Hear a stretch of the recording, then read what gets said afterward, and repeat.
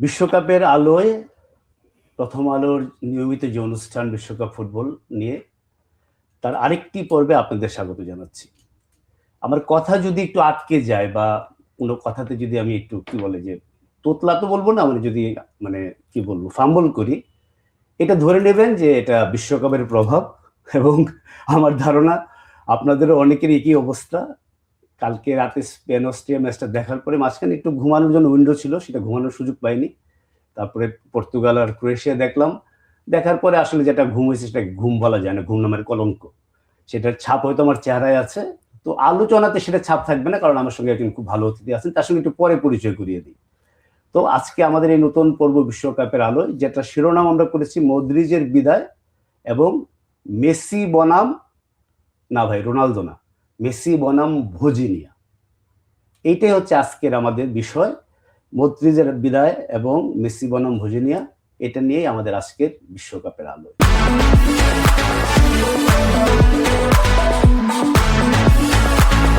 অতিথির কথা বলছিলাম যে অতিথির সঙ্গে আলাপ করলে ঘুম ঘুম চলে যাবে।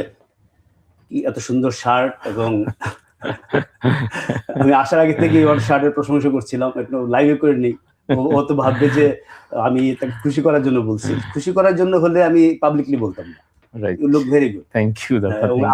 আপনিও যে সারা রাত একটা টেলিভিশন স্টেশনে ছিলেন, আপনারও ঘুম কম হয়েছে, এটা বোঝা যাচ্ছে না। অ্যাথলেট বয়স মনে আমার চেয়ে সামান্য একটু কম, এইটা একটা কারণ হতে পারে। তো এমনি আমাদের বিষয় তো শুনলেন যে মদ্রিজের বিদায় এবং মেসি বনাম ভোজিনিয়া। তো মেসি বনাম ভোজিনিয়াতে আমরা পরে আসি। আগামীকাল ভোরে আর্জেন্টিনা বনাম ক্যাপ ভার্দে লাস্ট 32 খেলা, খুবই পুরা বিপরীত প্রান্তের দুটো দলের খেলা, সেটাতে পরে আসি। বিদায়টাতে ছিল, গতকাল আমাদের বিষয় ছিল যে রোনালদো না মদ্রিজ, কার বিদায়।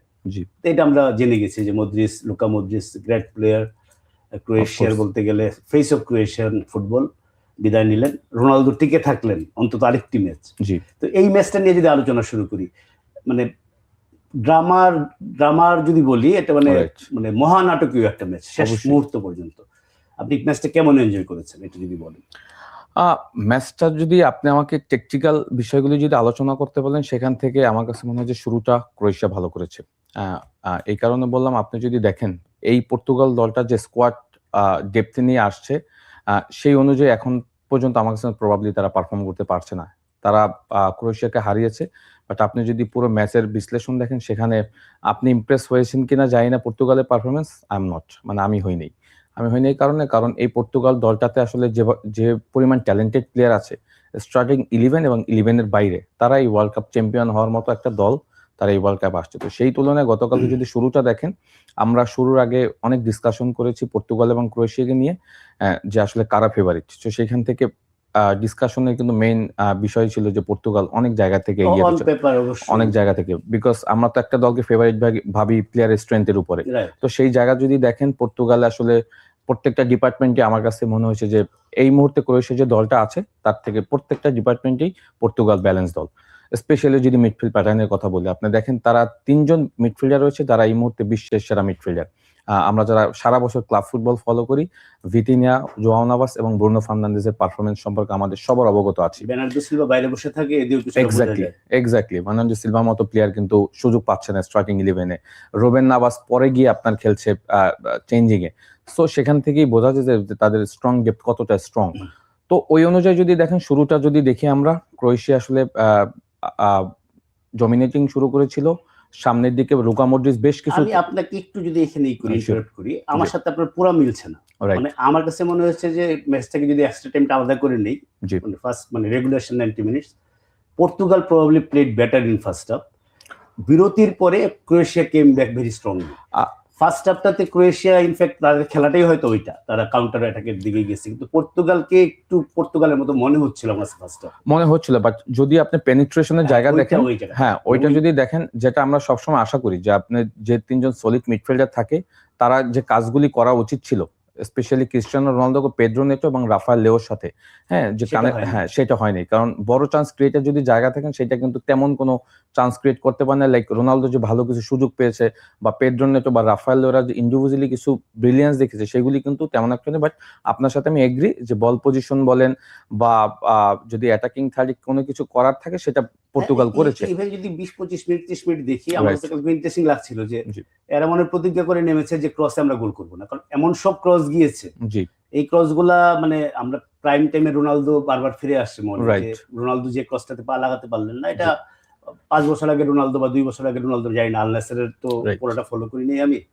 তো ওই তারা কিন্তু চান্স যেটা হয় একদম প্লেয়ার চান্স, তো হিসাবটা অন্যরকম। জি আমরা দেখি 6টা চান্স, পরে দেখি যে এক জিতে বলতেছে 1.2, এক্স্যাক্টলি অন্যরকম হিসাব এক্স্যাক্টলি হয়। কিন্তু পর্তুগাল আমার কাছে মনে হয়েছে ফার্স্ট হাফে ডমিনেট করেছে, কিন্তু Croatia came back very strongly in second half. In second half eventually যদি ফার্স্ট হাফ দেখেন যেটা হয় যে আমরা ধরে নিয়েছিলাম যে রোনালদো যেহেতু সেন্ট্রাল স্ট্রাইকার খেলছে, পেড্রো নেটো এবং রাফায়েল লিওকে যেহেতু ইউজ করা হচ্ছে, দ্যাট মিনস ফ্ল্যাঙ্ক এরিয়া থেকে অনেক ক্রস আসবে।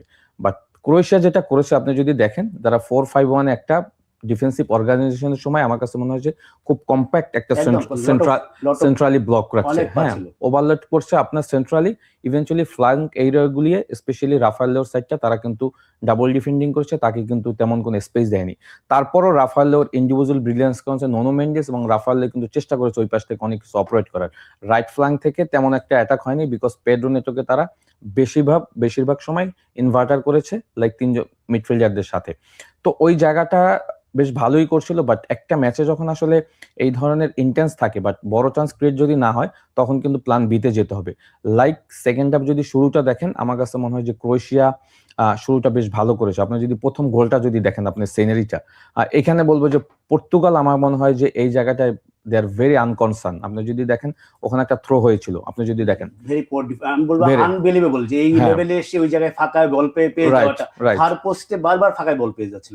এক্স্যাক্টলি। ইভেন্চুয়ালি যে থ্রোটা হয় দেখেন, পেরিসিস থ্রোটা যখন পেয়েছে, Bruno Fernandes, Joao naevus, eventually Vitinha, তারা দেখছি রেফারির সাথে কমপ্লেন করছে যে থ্রোটা তাদের। বাট এখান থেকে কিন্তু খেলা স্টার্ট করে দিয়েছে আর্লি আপনার পেরিসিস। সে থ্রোটা করে সে কি করেছে, একদম স্ট্রেট বক্সের ভিতরে রান করেছে, রাইট ফ্ল্যাঙ্ক থেকে ক্রস আসছে এবং পেরিসিস গিয়ে কিন্তু সেই গোলটা করেছে। সো এই ধরনের ম্যাচে এই মিস্টেকগুলি কিন্তু কেউ কনসিডারেশন করবে না, এবং এটা আসলে একটু আনএক্সপেক্টেড, মানে এই লেভেলে এই ধরনের মিস্টেক, মানে পর্তুগালের ডিফেন্সে যে কোনো ফাঁকা জায়গা ছিল। রাইট। আচ্ছা, এখন ধরেন আমরা পেরিসিস গোল করলেন, সে হচ্ছে মানে মদ্রিজের পরে বলা যায় যে এই দলের সবচেয়ে পুরনো প্লেয়ারদের মধ্যে একটা, অবশ্যই ভালো পারফরমেন্স।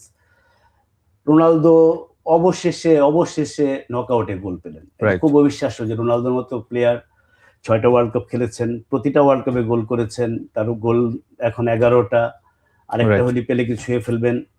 এখন অবশ্য 11-12 গোল কোনো ব্যাপার মনে হয় না, মেসি এমবাপ্পের জন্য ব্যাপারটা 18-19 চলে যাওয়ার পর। তারপর এটা খুব বিস্ময়কর যে রোনালদোর মতো প্লেয়ার নকআউটে কোনো গোল করেন নাই, এবং সেটা করলেন এবং পেনাল্টি থেকে গোল করলেন, সেটা করতেই পারেন। এবং পেনাল্টি গোল এখন মেসি আর রোনালদোর মনে হয় সমান, দুজনেরই 4টা। জি, তো সেটা কোনো ব্যাপার নয়, পেনাল্টিতে গোল করা তো অপরাধ না, পেনাল্টিতে গোল করা কঠিন আছে, তাই না?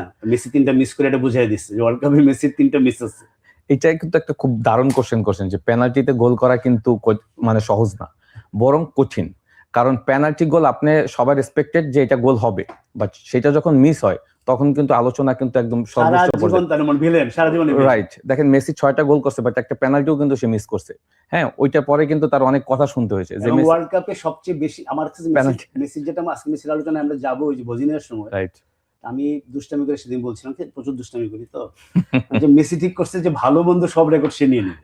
এক্স্যাক্টলি, এবং বেশি গোলের রেকর্ড করছে, আর সবচেয়ে বেশি পেনাল্টি মিসের রেকর্ডও তার কাছে রয়েছে। না, আমার যে পেনাল্টি মারতে যায় না, টাইব্রেকারে তো বটেই, নরমাল সময় আমার খুব মায়া লাগে যে মারতে যায় জন্য, যে nothing to gain everything to lose. Goal করলে এটা কেউ মনে রাখবে না কে করছে, সারা জীবন কোনো দেশ আছে যে সারা জীবন এই যে তোর জন্য আমরা হারছিলাম না। আপনি যখন রোনালদো যখন কিক নিচ্ছিল, আপনি তার ফেস দেখছিলেন কিনা আমি জানি না, he is very tense, because এই ধরনের এই লেভেলের প্লেয়ার যারা 1000 গোলের খুব কাছাকাছি, তাদেরকেও এই মুহূর্তে কিন্তু টেনশনে থাকতে হয়। তারপরে টেনশনে থাকতে হয়, বিকজ টিম তো ক্রাইসিস মোমেন্টে রয়েছে। দ্যাট মিনস এটা মিস করলে কিন্তু আপনি একগুলো পিছিয়েই থাকতেন।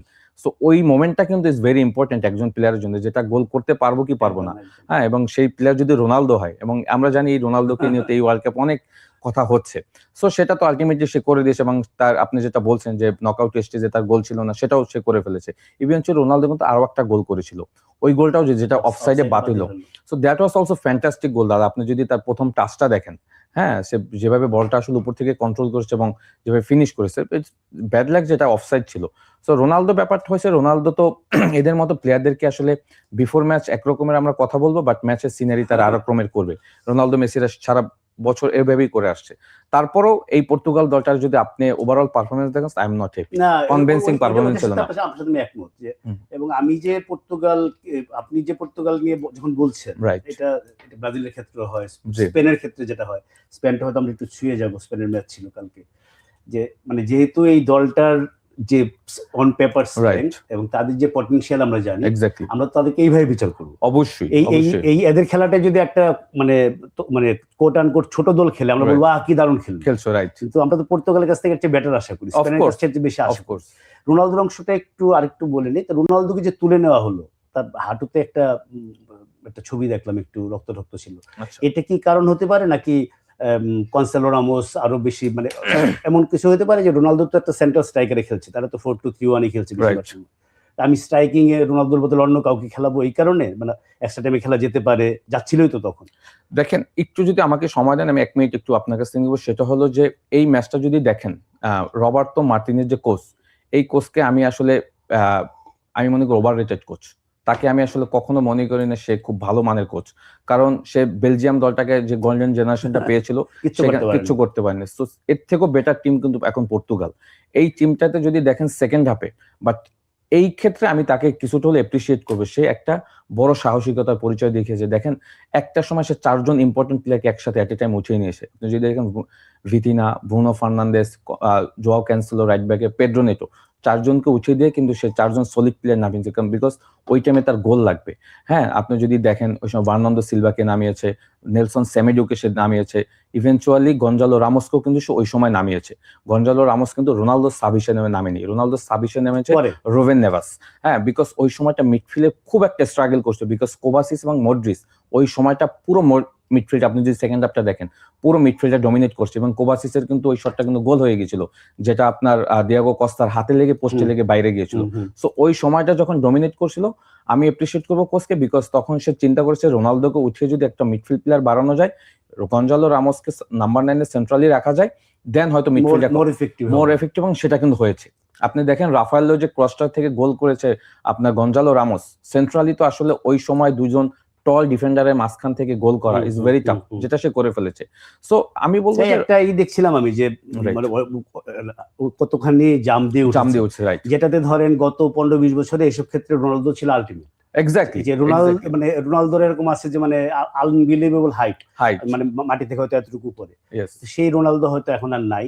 রোনালদোকে এই আপনি যেটা বলছেন ভেরি ইম্পর্টেন্ট, রোনালদো যে স্পট জামের কথা বলছেন, পৃথিবীতে একমাত্র প্লেয়ার রোনালদো যেখানে স্পট জাম উপরে উঠে সে ওখানে স্টে করতে পারে, পৃথিবীর আর কোনো প্লেয়ার পারে না।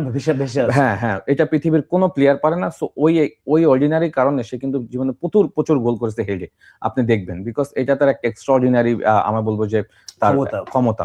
সো এইটা তার থাকার কারণে কিন্তু আজকে সে 1000 গোলের কাছাকাছি। রোনালদো ডেফিনিটলি তার এক্সট্রাঅর্ডিনারি অনেক কিছু রয়েছে। আমি অল টাইম গ্রেট একজনকে নিয়ে। সো রবার্তো মার্টিনেজের এই ট্যাকটিক্যাল চেঞ্জগুলো আমার কাছে মনে হয় যে তাকে ম্যাচে জিততে সাহায্য করেছে। এট দ্য সেম টাইম রাফায়েলো ব্যাক করাতে যেটা হচ্ছে, তাদের খেলার ভিতরে একটা ইন্টেন্স এসেছে। তারপরও তাদের যে 3 জন মিডফিল্ডার ডায়মন্ড শেপে খেলছে, আমার কাছে মনে হয় যে তাদের এগেইনস্ট স্পেন, তাদেরকে আজকে ক্রোয়েশিয়ার সাথে যেভাবে খেলছে, এভাবে খেললে কখনো আপনি স্পেনের সাথে পারবেন না। ওইটা আমি একটু আসবো ফরওয়ার্ড লুকিং এ।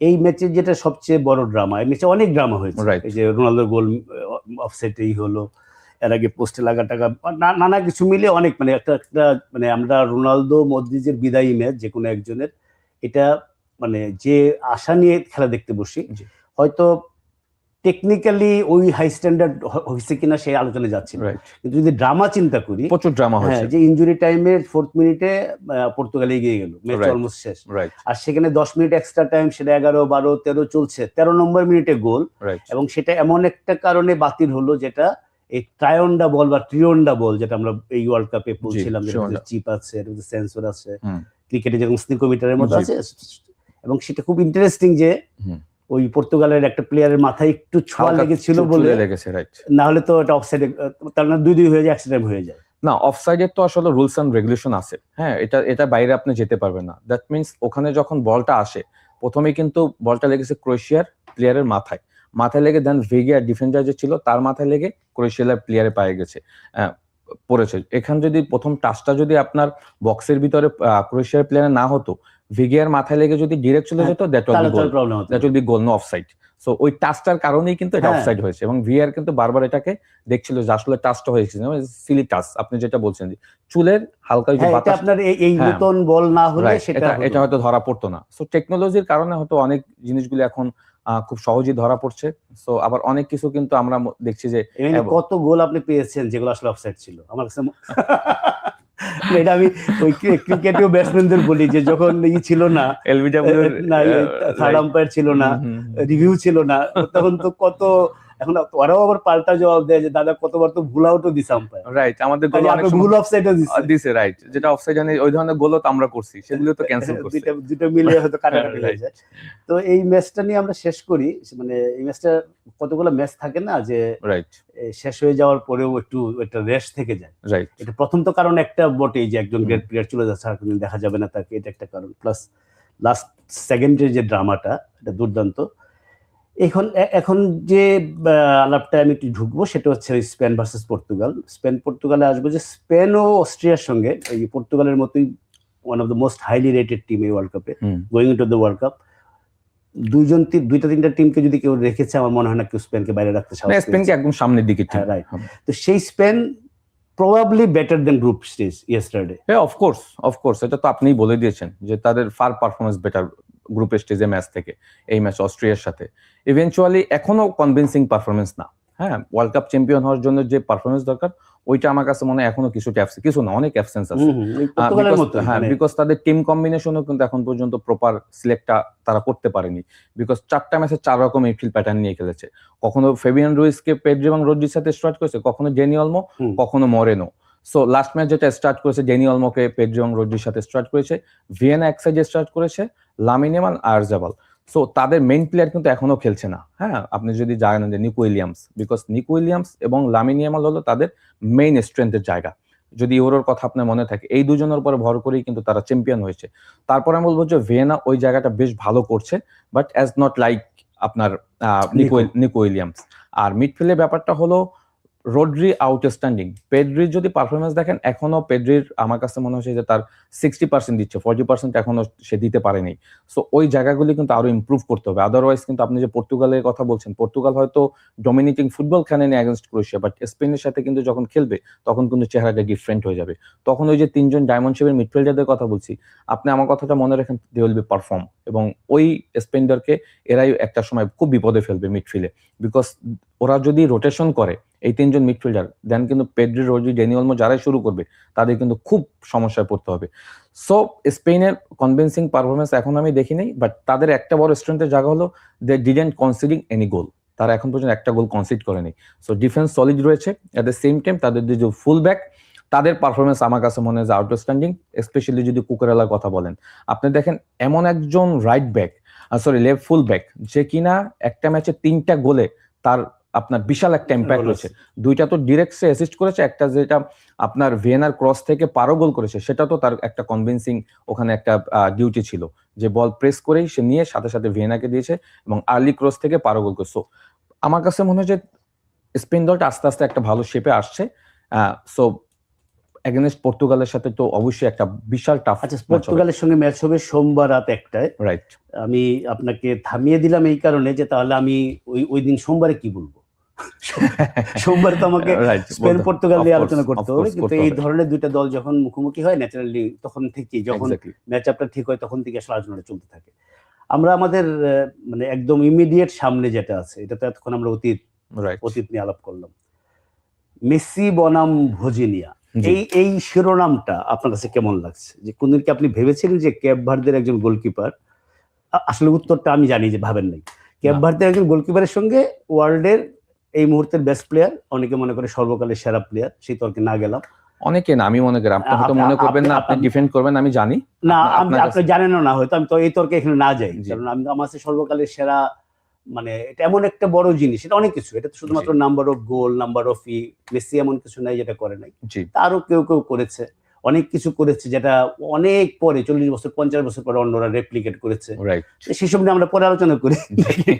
কিন্তু এই মেসির সঙ্গে খুব ইন্টারেস্টিং, ভোজিনিয়া এই ওয়ার্ল্ড কাপের আগে ওই তার ড্রিমের কথা বলছিলেন, রাইট, যে আপনি পড়েছেন হয়তো নিশ্চয়ই বা জি। দেখেছেন কোথাও, যে ওয়ার্ল্ড কাপে আসার আগে তার ড্রিম হইতেছে যে এই মেসির সঙ্গে খেলা, রাইট, যেটা মেসির সঙ্গে পড়বে তো কোনো ছিল না, কনফার্ম ছিল না।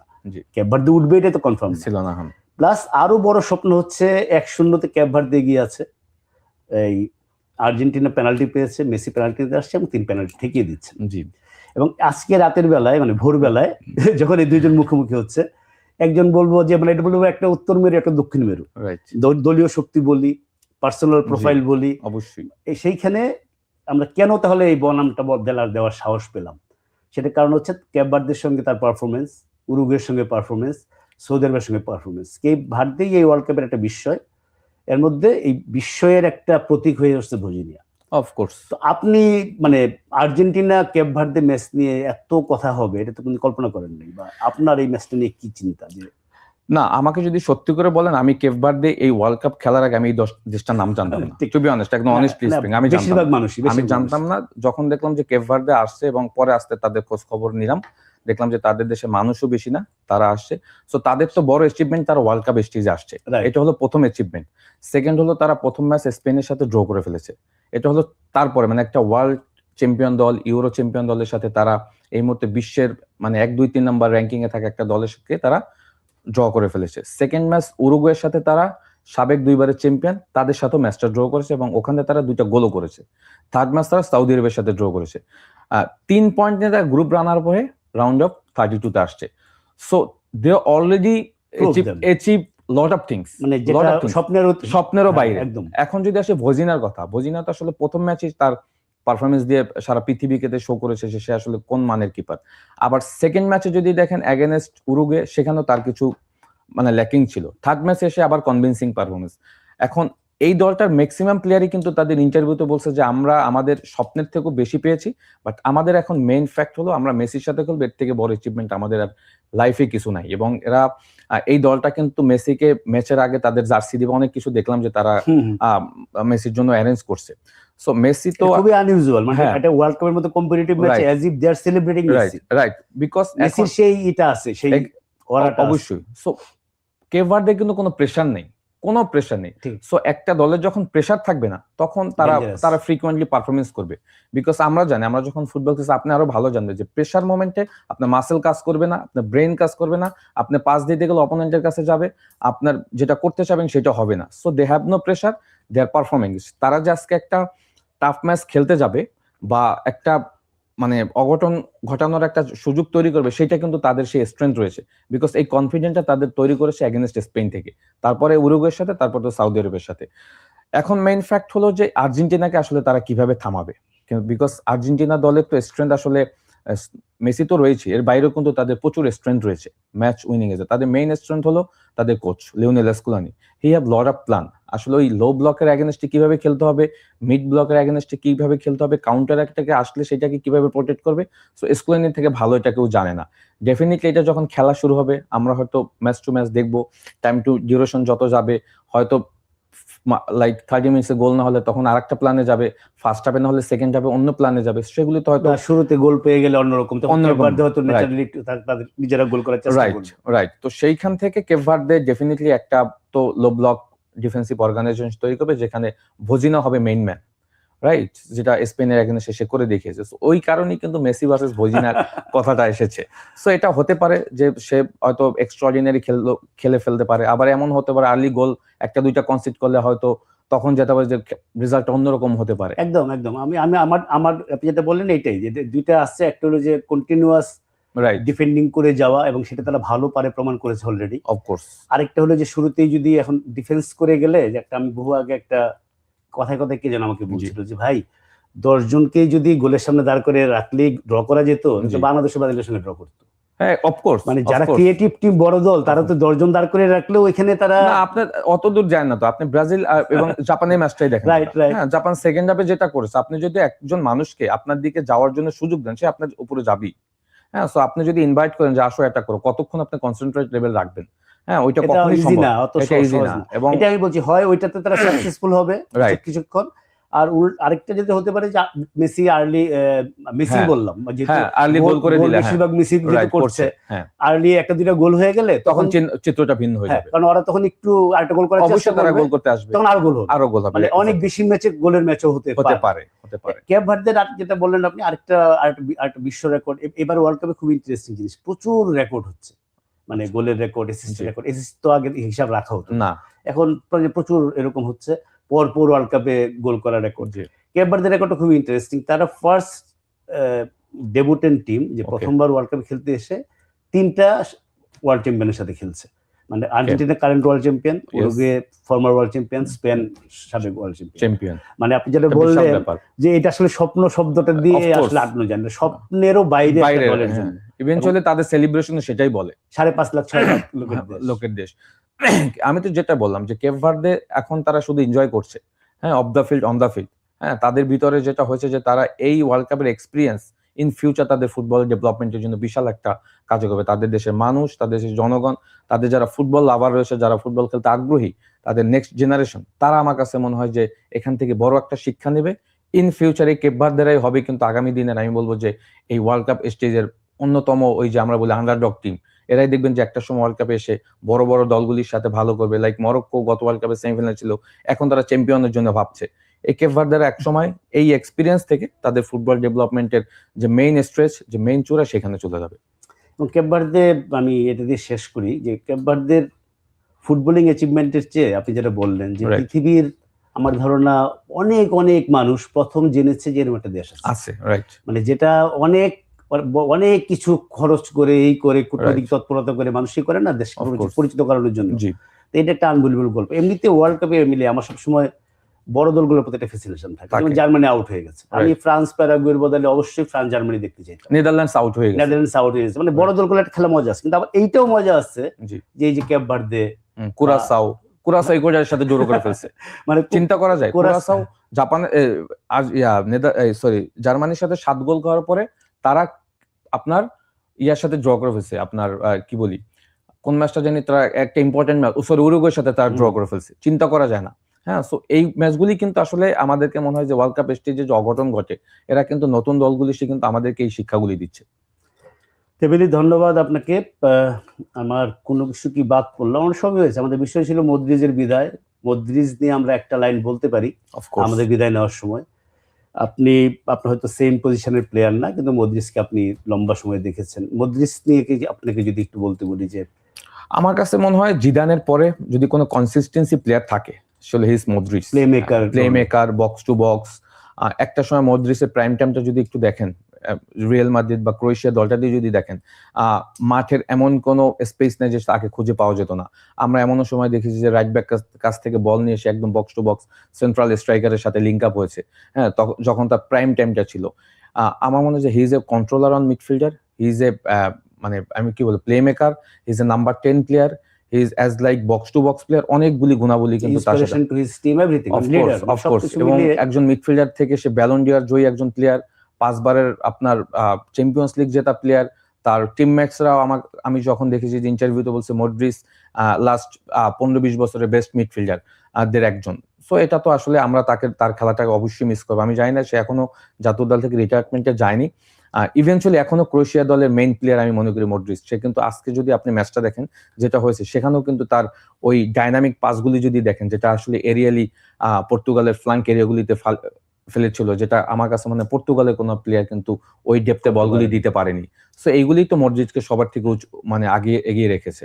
সো মডরিচকে তো অবশ্যই আমরা, যদি সে ন্যাশনাল টিম থেকে চলে যায় বা এসি মিলানে এখনো খেলছে, তার রিটায়ারমেন্টটা যদি হয়, সেটা তো আমাদের জন্য আমি বলবো যে আমরা একজন ভালো প্লেয়ারের খেলা মিস করবো। আচ্ছা, একদিন না একদিন তো সেই দিন আসে। মডরিচ অলরেডি 47 সেপ্টেম্বরে 41 হবে। প্রিয় দর্শক, আজ এই পর্যন্তই। মডরিচকে বিদায় জানিয়ে, কালকে দুষ্টামি করে বলছিলাম যে মডরিচ আর রোনালদো এরা মনে হয় না আমাদের এই প্রোগ্রামটা দেখে। আমার ধারণা আজকে তো মডরিচ দেখবেন না, আমি জানি এটা, কিন্তু এমিলি মডরিচ আমাকে যে কথাটা বললেন, বা আমিও মডরিচকে আমাদের এই বিশ্বকাপের আলোয় প্রোগ্রাম থেকে মডরিচের আমরা কি বলবো, মানে অবসরের পর মানুষ বলে যে অবসর তো পুরা বলা যাচ্ছে না, ওয়ার্ল্ড কাপ হয়তো তার লাস্ট, ওয়ার্ল্ড কাপে আমরা দেখবো না, তার বাকি জীবন বা তার বাকি ফুটবল জীবন, ইজ এ নাইস পার্সন, মানে এটাও একটা ব্যাপার যে খুব ভালো মানুষ, তার সঙ্গে অফ আমি কোর্স কোনো is very nice person, right. খারাপ কথা কখনো শুনি নাই। তো তার ভবিষ্যৎ জীবন ভালো হবে, মানে এমন ভাবে বলছি এরকম যেটা আশীর্বাদ করে দিচ্ছি এটা উপর থেকে, মর্যাদা কিছু দরকার নাই। তো আমরা কালকে আবার এই অনুষ্ঠানে আরেকজন অতিথি নিয়ে আসবো, এবং সেখানে ডেফিনেটলি আজকের যে অনুষ্ঠানের যে আমাদের যে শিরোনামের দ্বিতীয় অংশ, মেসি বনাম ভজিনিয়া, সেটার রেজাল্ট কি হবে সেটা হবে আমাদের মূল আলোচ্য, অনুমান করছি, এর মধ্যে যদি অন্য কিছু ঘটে না যায়। সবাই ভালো থাকবেন, সুস্থ থাকবেন।